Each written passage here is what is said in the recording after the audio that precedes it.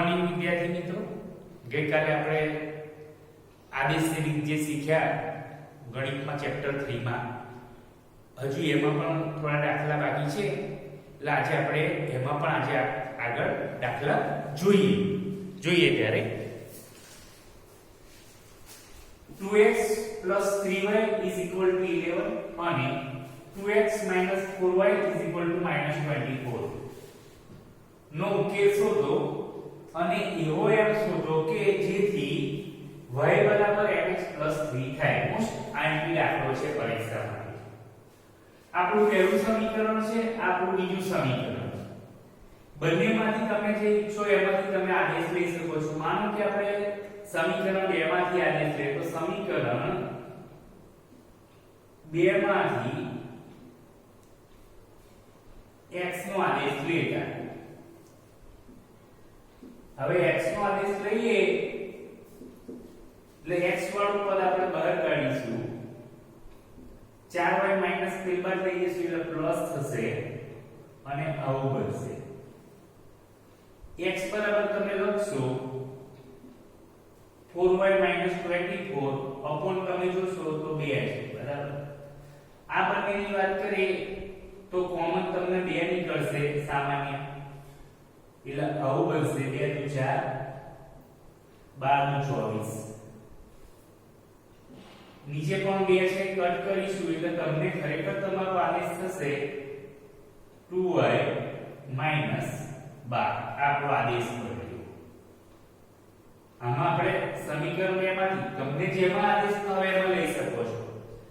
હવે એ જે આદેશ બન્યો એ x ની કિંમત આપણે સમીકરણ 2 નો આદેશ લીધો એટલે 1 માં મૂકીએ.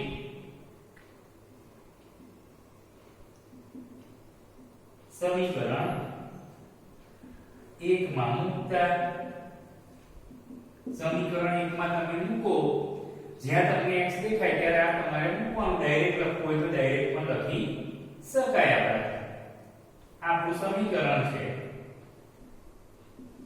અને એમાં તમને જે x દેખાય ત્યાં તમારે 2y - 12 મૂકવાના છે.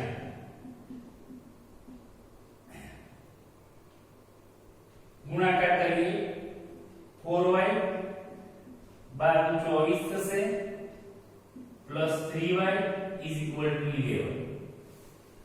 જો 4 નો 7y તો થઈ જશે. હવે આપણે 24 પેર બાજુ લઈ જઈશું એટલે પ્લસ થશે.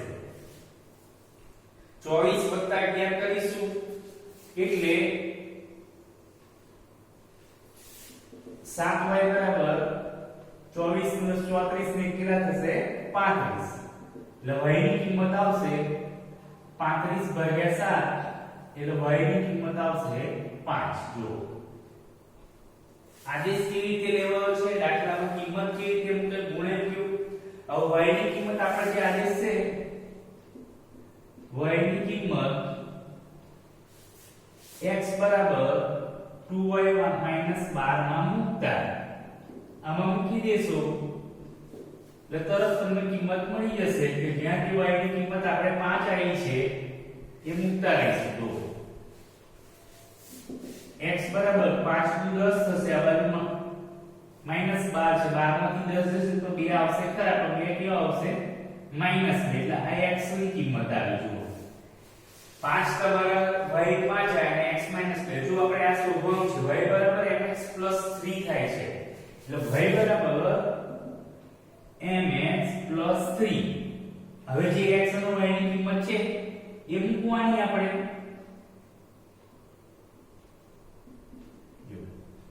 આ 2x - 7 લઈ લે એટલે પ્લસ થશે. 5 પેર બાદ લઈ જઈશું માઈનસ થશે. 2x બરાબર આ બાદબાકી કરશો, નિશાની તમે જો -2 આવશે, 5 માં કમી જશે અને x ની કિંમત આવી જશે -2 / 2 એટલે x ની કિંમત તમને મળશે -1. તો આપણો જવાબ છે x બરાબર કેટલો આવ્યો -1.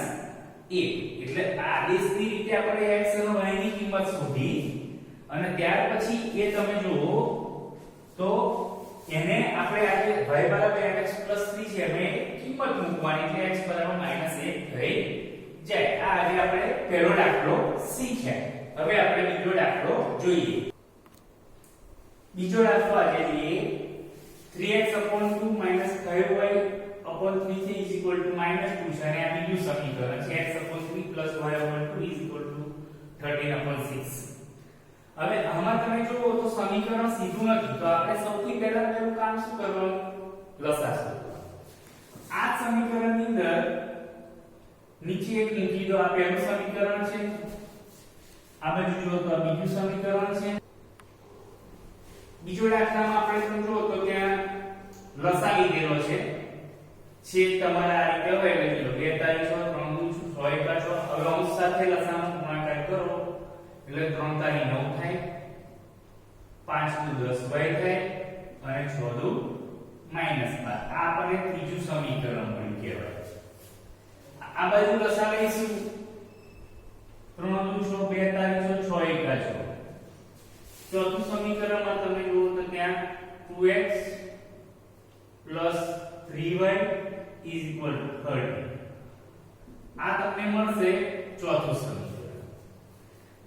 હવે આપણે જે લેવાનું છે બરાબર આદેશ, એ સમીકરણ એક 3 માંથી લઈએ. સમીકરણ 3 માંથી x નો આદેશ લેતા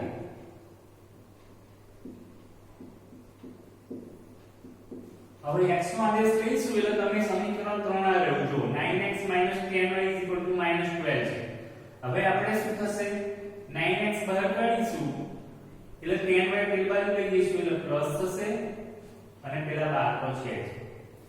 હવે તમે જો 9x ની વાત કરીએ તો આપણો આદેશ આવો બનશે x = 10y - 12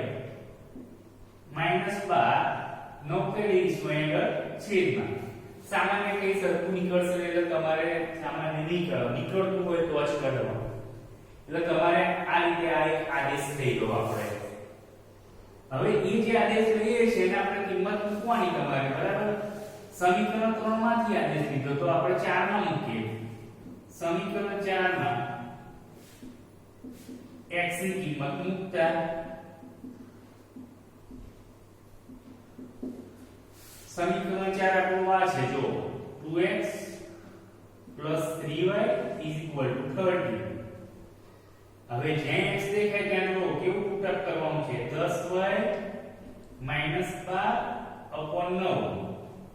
આ તો છે જ જો આ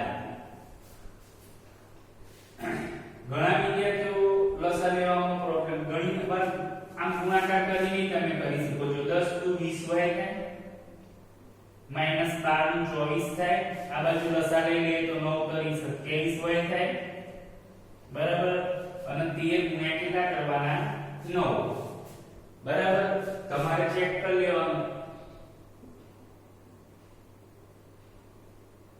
તે 9 117 એટલે સીધું તમારું લસાઅ 9 નીચેથી 9 નીકળી જશે.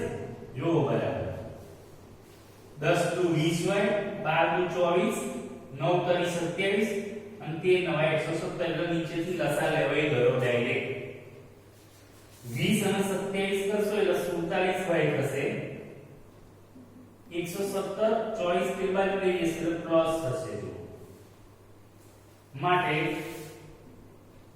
47y બરાબર 117 અને 24 નો પાછો સરવાળો કરવાનો તમારે એટલે એ બી ખ્યાલ આવી જાય.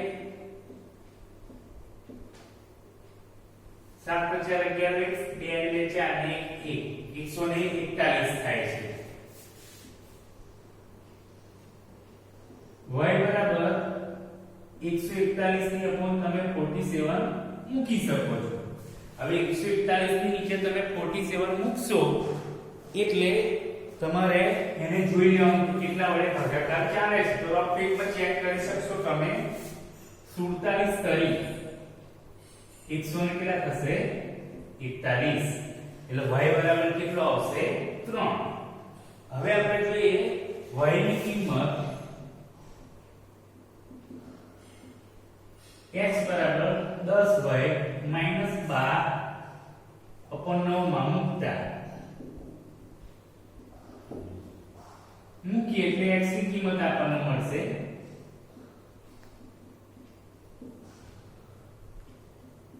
30 ઓછા 12 નીચે 9 જો 30 માંથી 12 જશે એટલે તમે જોઈ શકો છો આપણને મળશે 18 નીચે 9 એટલે x ની કિંમત કેટલી આવશે 2 જો x ની કિંમત એટલે તમે અહીં જો વ્યવસ્થિત સમીકરણ બનાવ્યું છે લસા લઈને પાછું તમે સમીકરણમાં કિંમત કો ત્યારે બી લસા લેવામાં આવ્યો છે પાછી એની કિંમત મૂકીશું એટલે જોઈ લો સમીકરણ કિંમત મૂકીએ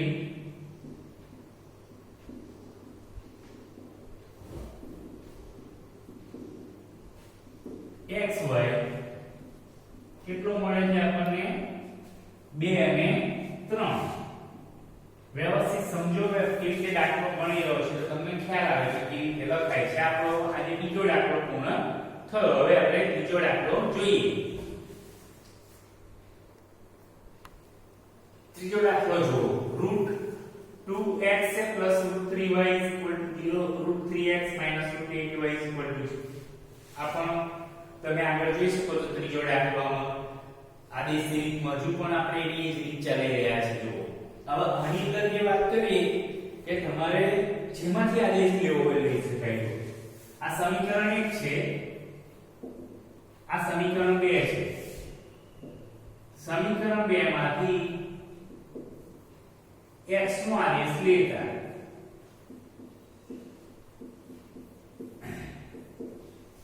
x નો આદેશ લેશો એટલે તમે √3x વાળું પદ છે બરાબર આપણે આ રીતે આના આગળ લઈ જઈશું એટલે આવું થશે હવે x નો આદેશ લઈએ એટલે જોઈ લો તમે √8/√3 આપણે y લખીશું આ રીતે થશે x નો આદેશ લખીશું એ જે x નો આદેશ તમે લો છો એમાં આપણે કિંમત મૂકવાની છે સમીકરણ 1 માં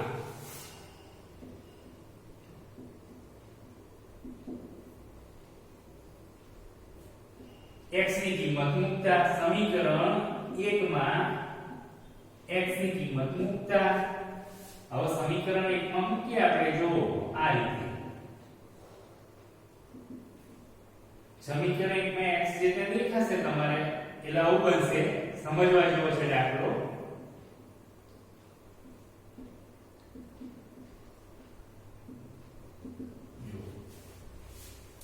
આમ ગુણાકાર કરશો તો 8 નું કેટલા થશે 16 હવે 16 તમે આ રીતે રૂપમાં બતાવશો તો 16 કોનો વર્ગ થશે તમને કહું 4 એટલે તમે રૂપ જ્યારે ગુણાકાર કરો ત્યારે છોડતી વેળાએ ધ્યાન રાખજો 8 નું 16 ના લખે 8 નું 16 કોનો વર્ગ થશે 4 એટલે આવું બન્યું જો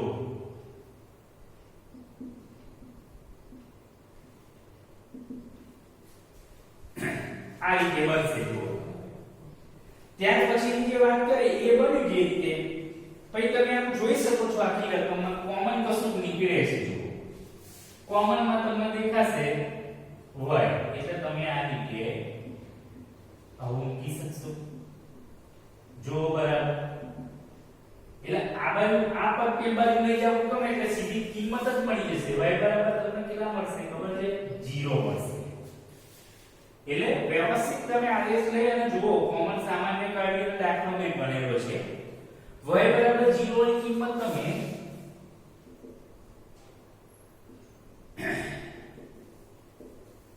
આપણા આદેશમાં મૂકીએ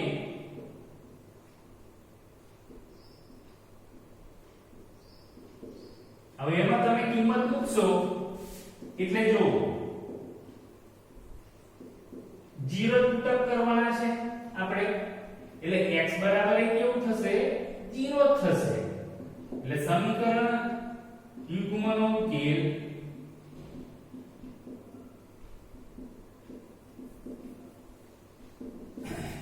xy 0 0 થાય જો આ દાખલો પણ સમજવા જેવો છે એટલે ગઈકાલે તમને 4 દાખલા શીખવાડે બીજા હોમવર્કમાં આપે આજે પણ એના હજુ આદેશની રીતના દાખલા પણ એક શીખવાડે એનું હોમવર્ક તમને આજે મળશે દરેકની પ્રેક્ટિસ કરજો હવે આપણે એક આગળ કુટ પ્રશ્ન તમને જે શીખવાડવાના છે એ તમારી જે સ્કૂલ કે વ્યવસ્થિત શરૂ થઈ જશે ત્યારે શીખવાડીશ અત્યારે તો ફક્ત બધી હું રીતો શીખવાડવાનો છું હવે આપણે આ હોમવર્ક જોઈએ